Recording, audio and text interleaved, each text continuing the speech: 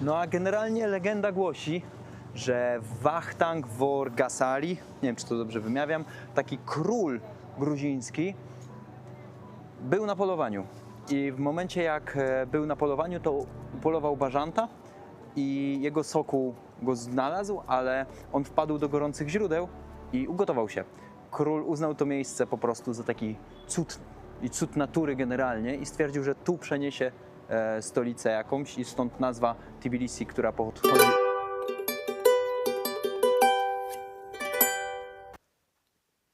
Dzień dobry, szanowni państwo.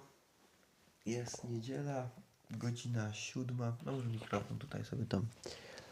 To jest godzina 7, 63 dzień naszej podróży z Katowic do Adelaide. Nie świętowaliśmy naszej 2-miesięcznicy. Trochę się działo w sumie i czasami nam trudno policzyć w ogóle te dni wszystkie. Dzisiaj zbieramy się do Tbilisi, a potem już kierunek Armenia. Zostało nam kilkanaście dni, żeby pocisnąć do Kazachstanu. Mamy tam na trasie w Armenii jakiś wolontariat.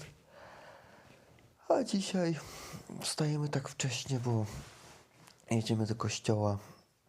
Zostaniemy tam, już pożegnamy się z naszymi hostami, zainstalowaliśmy im Workawaya, także jak ktoś nie widział poprzedniego filmu, to sobie obczajcie. Można tych ludzi już prawdopodobnie znaleźć na Workawayu. Link tam jest w opisie. Także zapraszamy, nam się bardzo podobało. Polaków generalnie jest mało w Gruzji, jeśli chodzi o takie społeczności, więc oni się w większości znają. Spoko tu jest, można poznać naprawdę fajnych ludzi. Gruzińsko-polska budowa, było naprawdę co ogarniać. Nie chce mi się co prawda wstawać, ale będzie trzeba. Bo koło 8 wyjeżdżamy, a ja jeszcze nie spakowany. No to wchodzimy w dzień.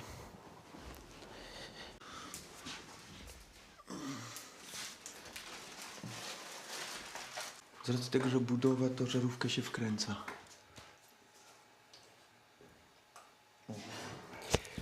Teraz lepiej. Musimy tutaj trochę rzeczy zostawić.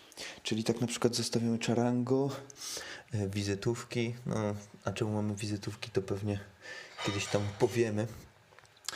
Ale jest ich po prostu za dużo. Będziemy tutaj zostawiać, żeby się jeszcze z nimi kiedyś spotkać, z jednej strony. A z drugiej strony mamy po prostu za dużo rzeczy. My będziemy próbowali przeżyć trochę na bagażu.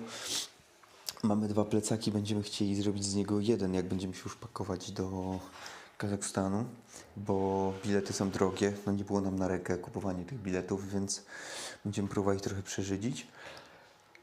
Myślę, że to się zmieści, no ale trzeba pozostawiać rzeczy. Zostaje tylko banjo. Czarango niestety idzie. A to jest czarango od zakonnika, więc lepiej, żeby się utrzymało. Banjo skupione tak po prostu za tam kilkaset złotych. Banjo lele w zasadzie. No raczej ja też się tu poogarniam. Widzę, że tu Ewa już zrobiła, także spoko.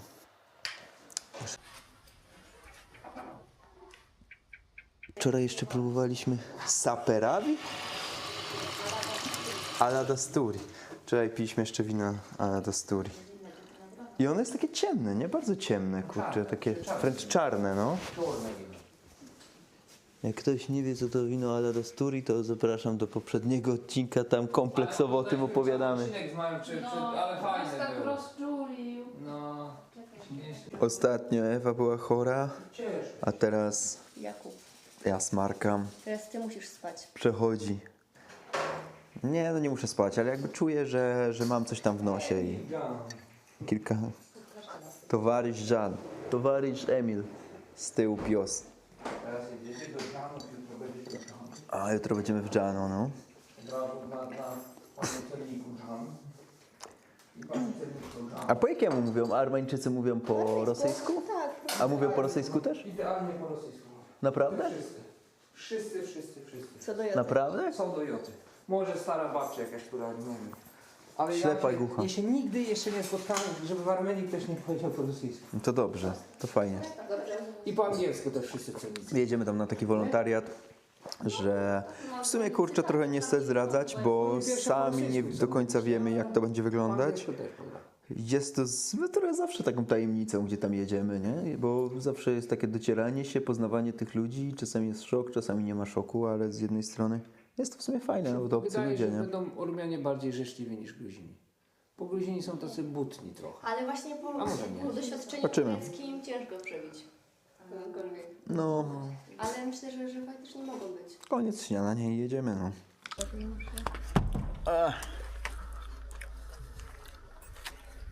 Kogówka.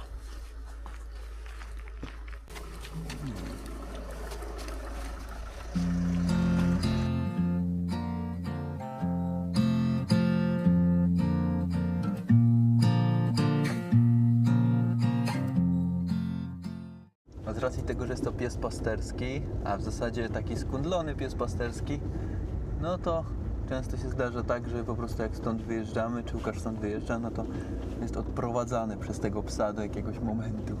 Było tak w szkole, nie? Bo ja jestem po szkole hotelarskiej i u nas się nie mówiło czyszczenie kibla, tylko czyszczenie kolontuaru w pomieszczeniu higieniczno-sanitarnym.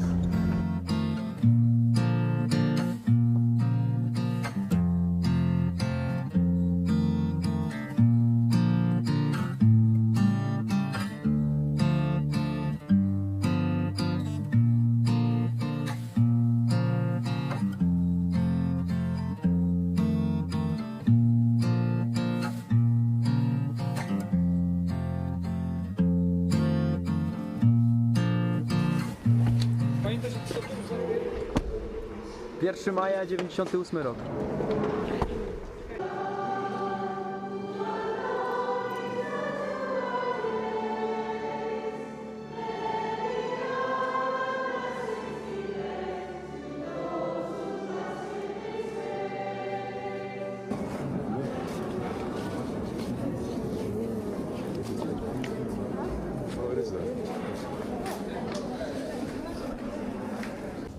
Tu już, Trzeba wysiąść. tam.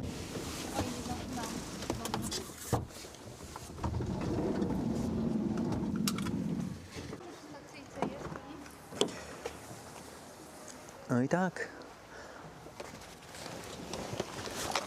Opa. Leciutki. Jeszcze tylko 15 000 kilometrów. To akurat dobre. Jeszcze tylko 15 000 kilometrów. Pa, całusów 102. Trzymaj się Powodzenia, i powodzenia. do zobaczenia. Jeszcze pewnie się będziemy widzieć, jak Nadzieję. nie będziemy... Cześć. Tak, jeszcze się będziemy widzieć na pewno. Pa. Miłego zwiedzania. No, więc znowu jesteśmy w Tbilisi. Nasi hości pojechali, a my teraz ulokujemy się w hotelu z racji tego, że jutro mamy jeszcze do odbioru wyniki badań. No i potem od razu ciśniemy na Armenię, gdzie będziemy pracować. Już się umówiliśmy na wolontariat i prawdopodobnie to jest to, Hotel Best, Ewa. Lotku chcę Tak mi się otworzyć, wydaje. żeby im pokazać. No.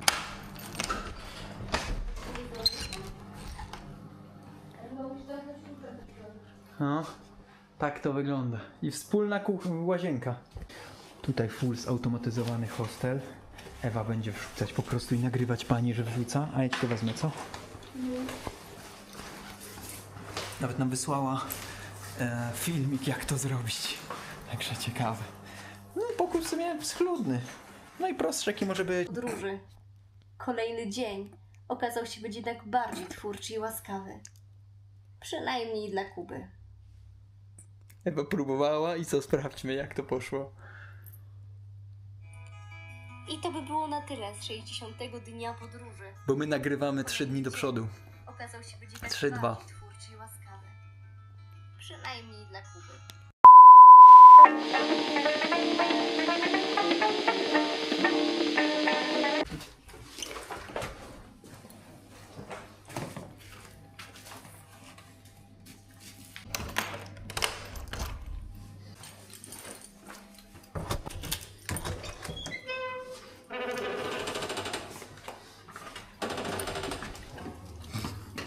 Nie wiem czemu to mam w ustach.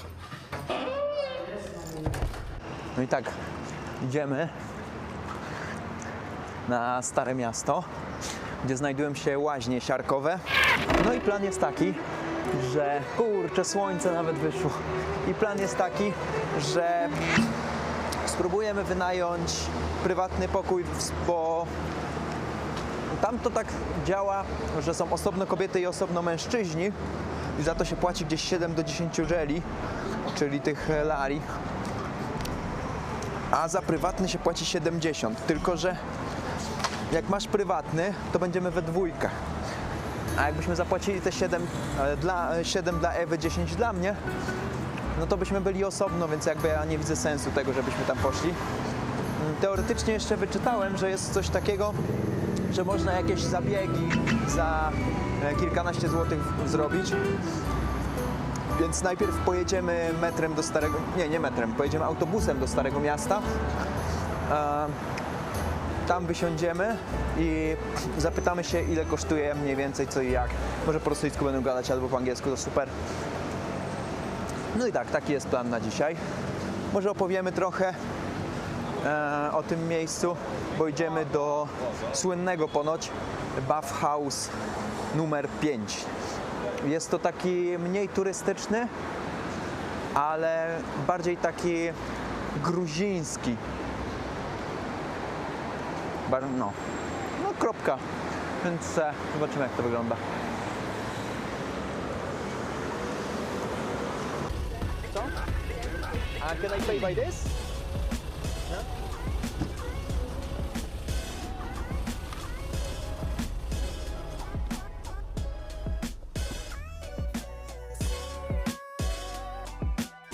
Ja chciałem przyłożyć tą kartę, Ewa. Ona jest z Istambułu.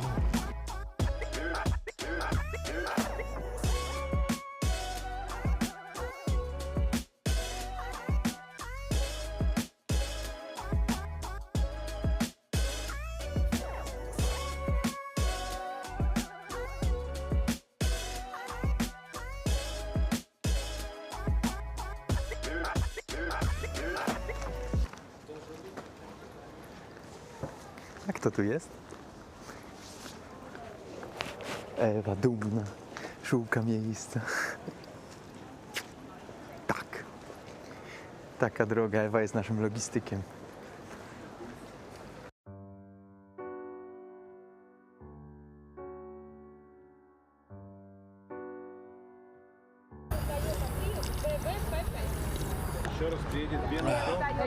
Dobrze.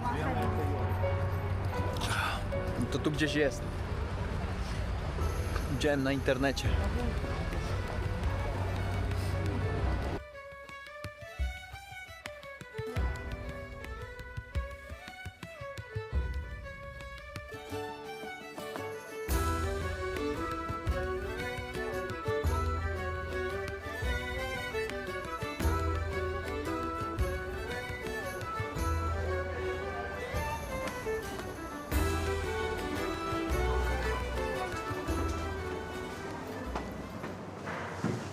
Hello. Hi. Sorry, how much is it gonna be for a private room for 1 hour? 70, 120, 140. And what is included in the 70? Pool and shower. Okay. So we're gonna take it 120, Hand sauna, cold, hot pool and shower. for how much once again? 120. To który? 170, a czekaj, a jakie są opcje? No, za 70 jest sam basen, a za 120 jest jeszcze sauna. No to sam basen, ja nie chcę sauny. Okay, so we're gonna take the pool only for 70. Oh, now busy at 11:30 only. At 11:30. And for this 120, Also. also busy. So 11 p.m. 30, yeah?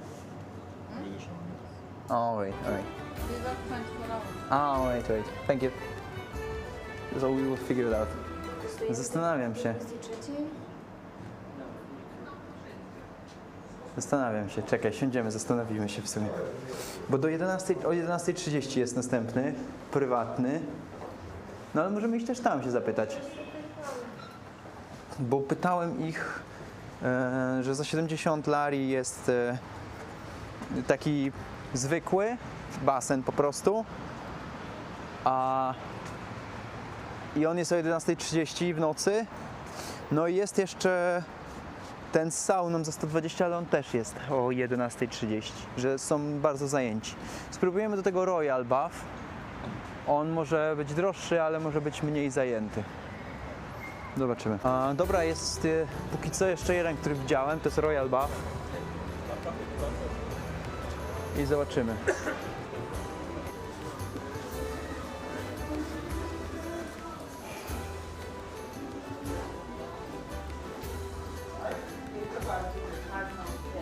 Dobra, tu jest za 200 zł za godzinę, no a tam był za 100 i to w zasadzie dokładnie ten sam standard, jeśli chodzi o rzeczy, które by tam były w środku, tylko po prostu ładniejszy, więc musimy się naradzić. Tu są takie rury i każda z tych kopuł to jest osobna łaźnia. No i tam właśnie mniej więcej będziemy siedzieć, jeżeli uda nam się znaleźć miejsce. Ewa już poszła na górę. Polecimy. Było w ogóle swoją drogą klimatyczne to Stare Miasto. Jaki fajny samochód.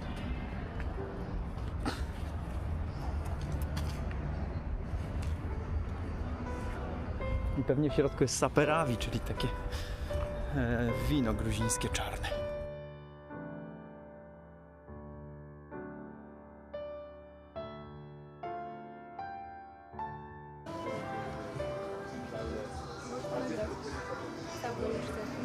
Prawdopodobnie.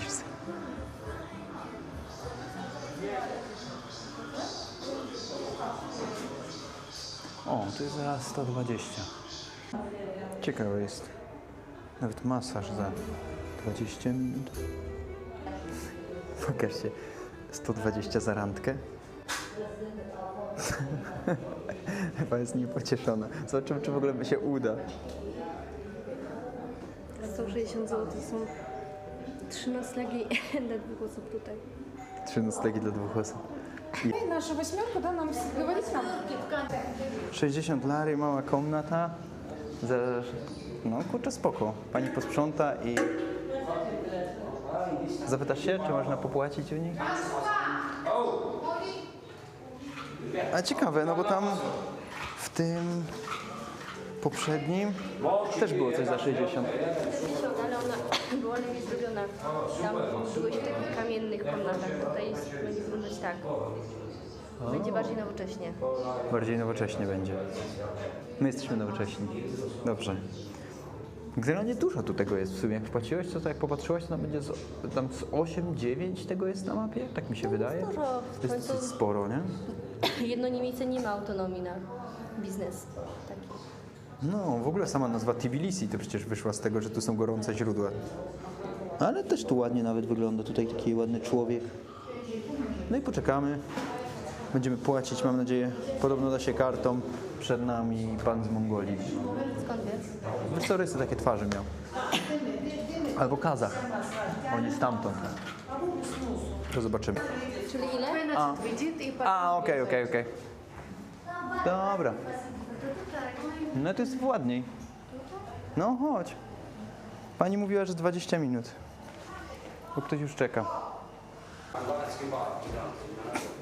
Numer 12. Numer 12. 12. Dalsze to 14. 13. Eta tut. No, dobra, zapraszam. Ale jak daje od razu tu siarką. Od razu. Zamykamy może? Hej, fajnie to wygląda.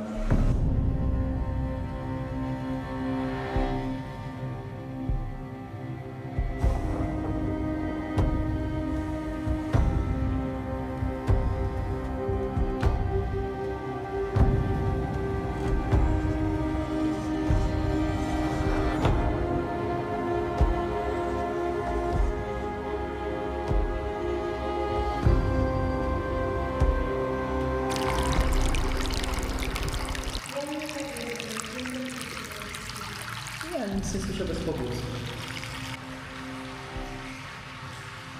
Co?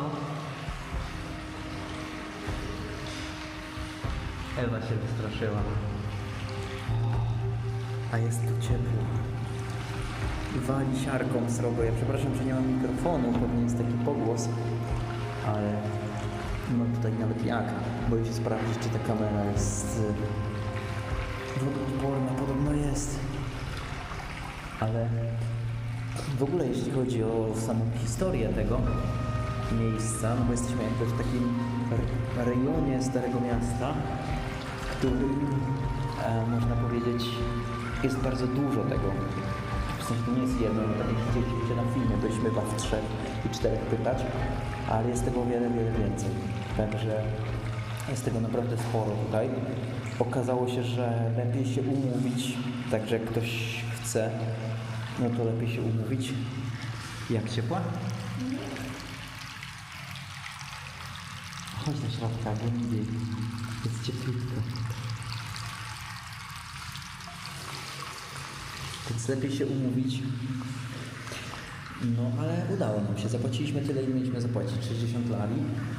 Nie chcieliśmy już finalnie masażu, bo samo to bycie tutaj jest przyjemne, tylko że śmierć.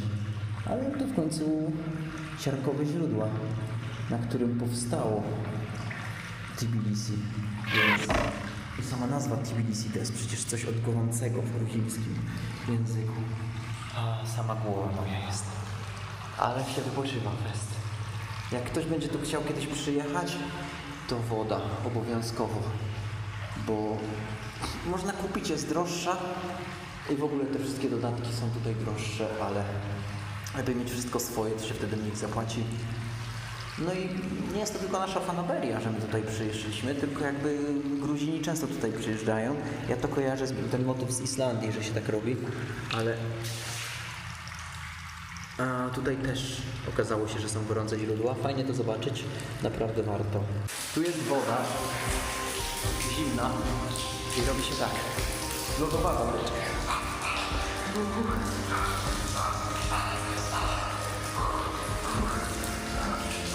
Jak na saunie. I do gorącej wody.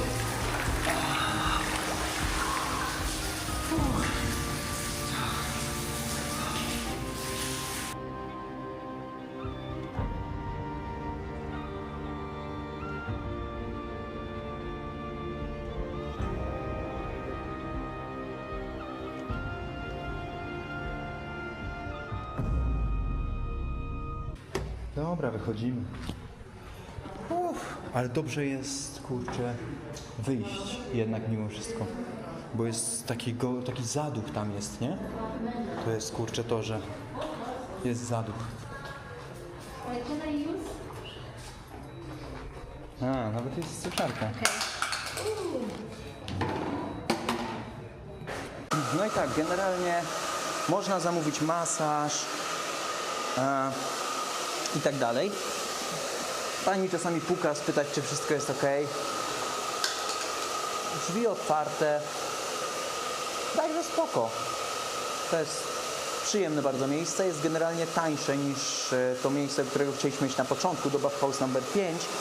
To jest zaraz obok tego, więc myślę, że warto posprawdzać różne, bo czasami w jednym miejscu nie jesteś w stanie zamówić, a w drugim miejscu będziesz w stanie, bo akurat zwolni się miejsce w tym momencie. Tutaj było od razu miejsce, a w tym Bauhaus nr 5 było dopiero o 11:30, więc podejrzewam, że jakby u nich jest, po prostu ładniej to wygląda. Ale tu wyglądało tak, kurczę, nie wiem, no taka kopuła, zresztą to jest taki standard, że tu jest taka kopuła i do tej kopuły się wchodzi, tylko że nie była okafelkowana i to jest to, że trochę był niższy standard pod względem wizualnym, chociaż mi się podobało osobiście ten klimat taki.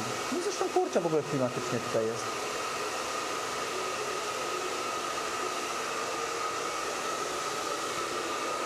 Tam na samym końcu jest toaleta.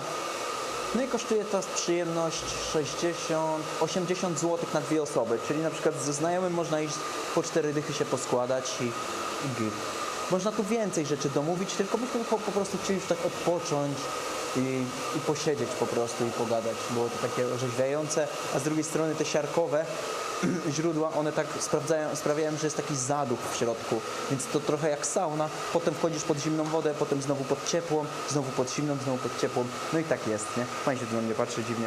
No ale ogólnie polecamy. Zaraz Ewa się wypowie na ten temat, bo suszę włosy teraz. A, to nie do mnie. Thank you, Spasibo bye. wam, do swidania. Dobranoc. I poszliśmy. Idziemy jeszcze do kawiarni, sobie usiąść, może zjemy jakieś ciastko albo usiądziemy po prostu. Jak ci się, Ewa, podobało? Och, właśnie to jest różnica pomiędzy mną i Jakubem, że Kuba bardzo lubi sauny, ciepło, jeszcze być w gorąco, a potem wskakiwać do zimnego, a ja nie lubię, mi się kręci w głowie. Wydaje mi się, że to na pewno zależy, ale że kobiety raczej tak mają. Dużo kobiet, z którymi rozmawiałam, podzielają moje doświadczenia dotyczące takich rozrywek. No fajnie wejść do takiej ciepłej wody, wiecie, na 10-15 minut. Ale potem jest tak już nieprzyjemnie. Jeszcze jak się naleje w domu do wanny wody, to jest trochę inaczej, bo też ta woda jednak szybciej traci tą temperaturę i nawet jak się na początku kąpię w wrzątku, no bo właśnie pierwsze 15 minut jest przyjemne, no to potem ta woda się chłodzi. A tutaj jest cały czas taka duszna i gorąca.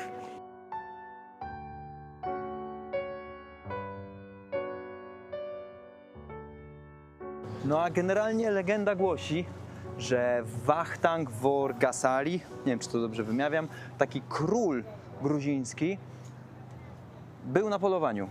I w momencie jak był na polowaniu, to upolował bażanta i jego sokół go znalazł, ale on wpadł do gorących źródeł i ugotował się. Król uznał to miejsce po prostu za taki cud i cud natury generalnie i stwierdził, że tu przeniesie stolicę jakąś i stąd nazwa Tbilisi, która pochodzi od gruzińskiego słowa tbili, czyli ciepły. A jak wyglądają łaźnie, no to już w sumie widzieliśmy, nie? Generalnie ta dzielnica znajduje się w centrum Starego Miasta i to jest Abanotubani, tak. I jest to zaraz obok Starego Miasta. Charakterystyczne właśnie są te kopuły tutaj, tu czy tu. To są wszystko gorące źródła, które mają 37-47 stopni. Tak, tam było drogo, tam było tanio, ale nie było trzeba było długo czekać. Tam było drogo, a tam było tanio. No i generalnie temperatura w tych gorących źródłach to jest tak 37-47 stopni, no to 47 stopni to już jest srogo i ma to taki specyficzny, intensywny zapach, ale podobno świetnie to działa na skórę i zdrowie, także ja też muszę posiedzieć, bo jest słabo, no. My tu już kilka dni temu, nie, dokładnie 7 dni temu byliśmy tu ostatni raz, teraz jesteśmy tylko na jeden dzień, ale tu nas wysadził pan, dosłownie. Równe 10 dni temu wysadził nas tutaj pan przy tym pomniku. To miejsce jest takie świetne pod względem kulturowym, bo spotykają się tam naprawdę różne religie. Można tam spotkać wielki meczet z Tbilisi, synagogę, kościół katolicki. A sam ten meczet, który znajduje się na Starym Mieście, no to tam modlą się jednocześnie szyici i sunici. Mamy już współpracę gruzińsko naszą przyszłą, więc jak będziemy mieszkać w Szkocji, to już jesteśmy umówieni, że będziemy się wymieniać domami. A, tak, no na poprzednim wolontariacie z tymi Polakami się tak dogadaliśmy, że będziemy się wymieniać domami. My trochę do nich przyjedziemy, oni do nas. Kurczę, no jeśli chodzi o sam koncept tych wolontariatów, no to jest to spoko pomysł. W sensie na początku nie był to nasz taki plan główny, a potem się nagle to stało taką częścią, no spasibo большое. A później stało się nam to taką częścią tej podróży i uważam, że jest to naprawdę ogromna wartość dodana. W ogóle, kurczę, bardzo przyjemną dzielnicą idziemy. A gdzie nas prowadzi Ewa, to ja sam nawet nie wiem.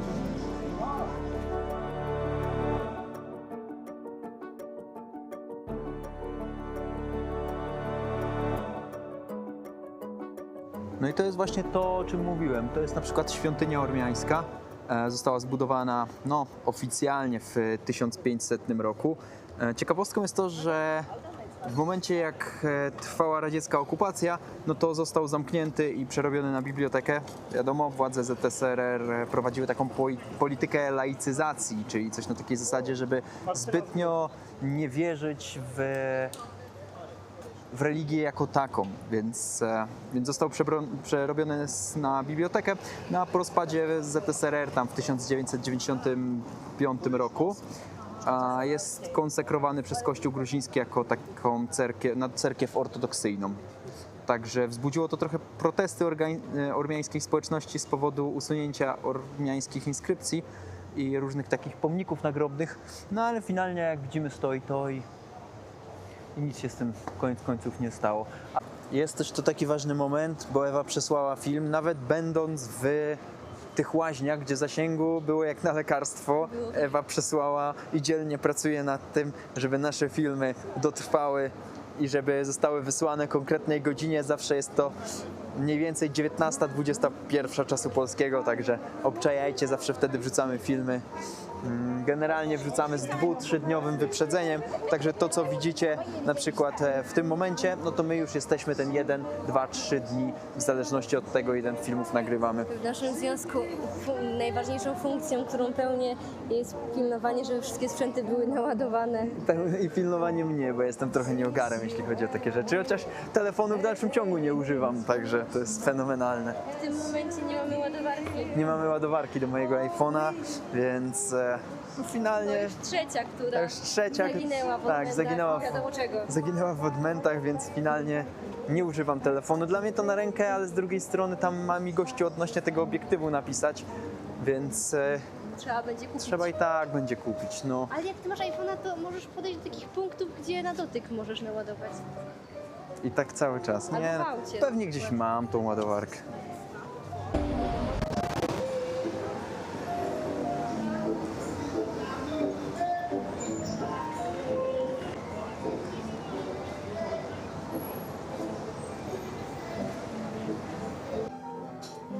Nie ma tu czekać. Ładnie to wygląda. Tam kawałek dalej. Dobry dzień.